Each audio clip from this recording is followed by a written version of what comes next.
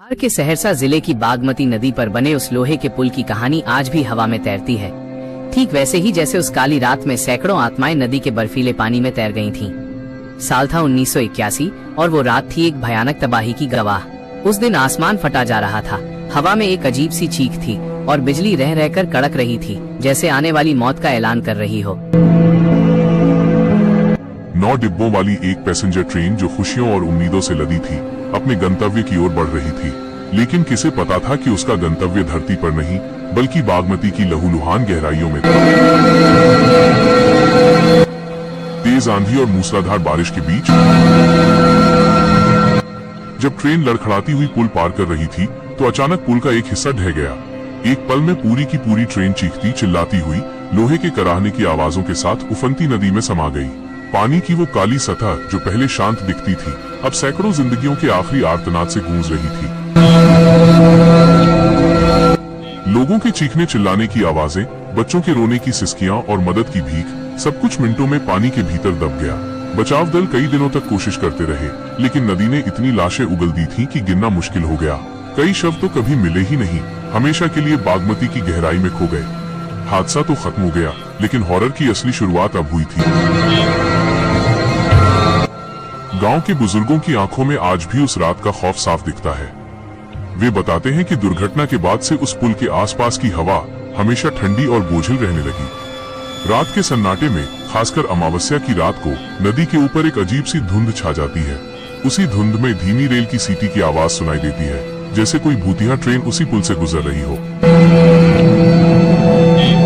गांव के छोर पर एक बूढ़ा आदमी रहता था जिसका नाम था कालू। कालू एक लोहार था और उसका घर पुल से ज्यादा दूर नहीं था। उसने अपनी आंखों से वो भयानक रात देखी थी। कालू हमेशा कहता था, बेटा, वो नदी सिर्फ पानी नहीं है, वो सैकड़ों आत्माओं की कब्र है, और वो पुल, वो तो उनके लिए जन्नत का दरवाजा है, जहां से वे हर रात वापस आती हैं।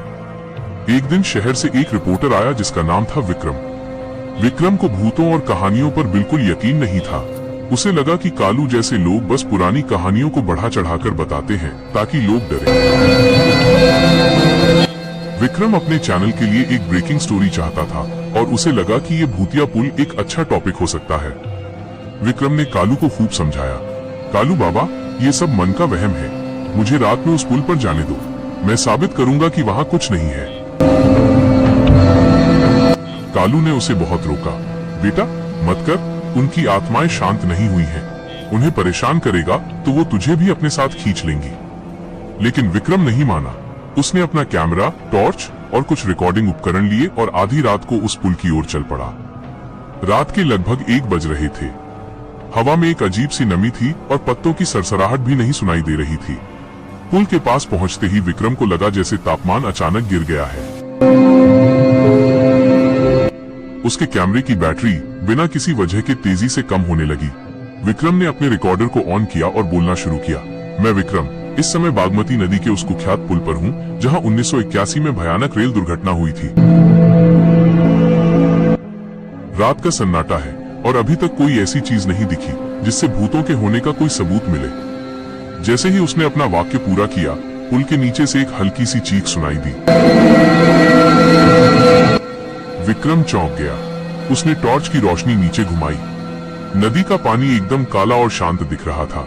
वो हंसा, शायद किसी जानवर की आवाज होगी। उसने फिर से बोलना शुरू किया, लेकिन इस बार उसके कैमरे की स्क्रीन पर अचानक नो सिग्नल आ गया। टॉर्च भी टिमटिमाकर बंद हो गई। विक्रम घबरा गया। उसने अपना फोन निकाला, लेकिन उस पर भी नेटवर्क नहीं था। वो चारों तरफ अंधेरे में घिर चुका था। तभी उसे अपने ठीक पीछे से एक हल्की सी खड़खड़ाहट सुनाई दी, जैसे कोई लोहे की जंजीर घिसट रही हो।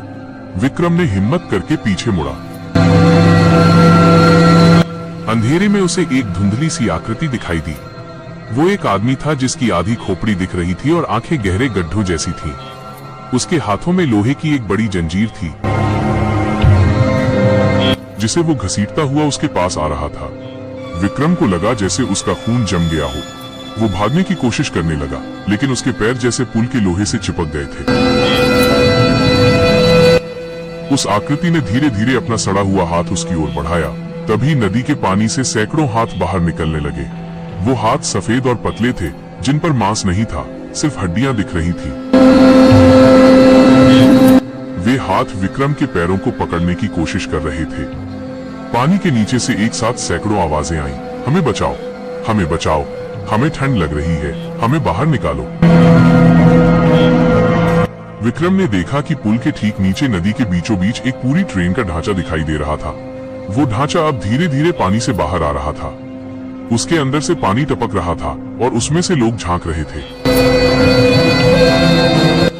वे लोग जिंदा नहीं थे, उनकी आंखें खाली थीं और चेहरे डरे हुए थे। वे सब विक्रम को घूर रहे थे।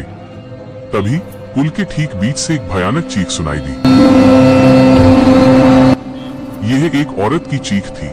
विक्रम ने देखा कि एक औरत जिसके बाल बिखरे हुए थे और शरीर पर गहरे नीले निशान थे, पुल के बीच में खड़ी थी। उसके शरीर से पानी टपक रहा था और वो रोती हुई जमीन पर घुटनों के बल बैठी थी। उसके गोद में एक छोटा बच्चा था जिसका चेहरा पानी में गल चुका था।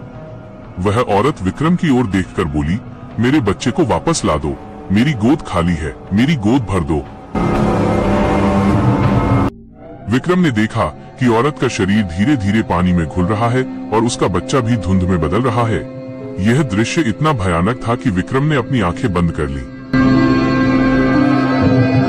जब उसने आंखें खोली तो सब कुछ गायब था, सिर्फ घना कोहरा और नदी का सन्नाटा था। लेकिन ये शांति क्षण भर की थी। दूर से एक तेज रेल की सीटी की आवाज आई, इतनी तेज कि विक्रम के कान सुन्न हो गए। उसने देखा कि पुल के उस पार से एक पुरानी भाप वाली ट्रेन तेजी से उसकी तरफ आ रही है। ट्रेन से तेज रोशनी आ रही थी, लेकिन रोशनी के साथ साथ एक भयानक बदबू भी आ रही थी, माइनस सड़ते हुए मांस और पानी की बदबू। ट्रेन में से लोगों की चीखने की आवाजें आ रही थी, ठीक वैसी ही जैसी उस भयानक रात में आई थी। विक्रम समझ गया, ये वही भूतिया ट्रेन थी जो हर रात उसी पटरी पर चलती थी, उसी पल में जब वो हादसा हुआ था। ट्रेन तेजी से उसके पास आ रही थी। उसने देखा कि ट्रेन की खिड़कियों से लाशें झांक रही थीं, जिनके चेहरे विकृत थे और आंखें खाली थीं। ट्रेन का ड्राइवर एक कंकाल था जिसकी आंखें जल रही थीं। विक्रम ने अपनी जान बचाने के लिए पुल से कूदने का फैसला किया, लेकिन कूदने से पहले उसे एक और दृश्य दिखाई दिया। पुल के नीचे नदी के पानी में सैकड़ों हाथ उसे खींचने के लिए इंतजार कर रहे थे। उसे लगा जैसे वे हाथ उसे बुला रहे हों, आ जाओ हमारे साथ, यहाँ बहुत शांति है, यहाँ कोई दर्द नहीं, बस हमेशा के लिए आराम। वो चिल्लाया, नहीं, मैं नहीं आऊंगा। ट्रेन अब उसके बिल्कुल पास थी। वो इतना करीब थी कि विक्रम को उसकी गर्माहट महसूस हो रही थी। उसने अपनी पूरी ताकत लगाकर अपनी आंखें बंद कर लीं और चिल्लाने लगा। ट्रेन उसके बगल से गुजरी, हवा में एक भयानक धक्का लगा और फिर सब शांत हो गया। विक्रम वहीं बेहोश होकर गिर पड़ा। अगली सुबह कालू और गांव के कुछ लोगों ने उसे पुल पर बेहोश पाया। उसके चेहरे पर खौफ साफ दिख रहा था और वो लगातार कुछ बुदबुदा रहा था। ट्रेन, आत्माएं, हाथ। उस हादसे के बाद विक्रम कई दिनों तक बीमार रहा। उसने फिर कभी भूतों पर शक नहीं किया। वो उस पुल की तरफ कभी वापस नहीं गया। उसने अपने रिपोर्टर की नौकरी छोड़ दी और एक शांत जीवन जीने लगा। लेकिन कहते हैं कि आज भी रात में उसे सपने में वही ट्रेन दिखती है, वही चीखें सुनाई देती हैं और वही हाथ उसे पानी में खींचने की कोशिश करते हैं। बागमती नदी का वो पुल आज भी खड़ा है, अपनी कहानी को हवा में तैरते हुए महसूस कराता है। और वो ट्रेन, वो हर रात उसी समय आती है, उसी पुल से गुजरती है, अपने खोए हुए यात्रियों को ढूंढती हुई। अगर कभी उस पुल के पास से गुजरना पड़े तो याद रखना, पीछे मुड़कर मत देखना, क्योंकि हो सकता है कि अगली आवाज तुम्हें ही बुला रही हो।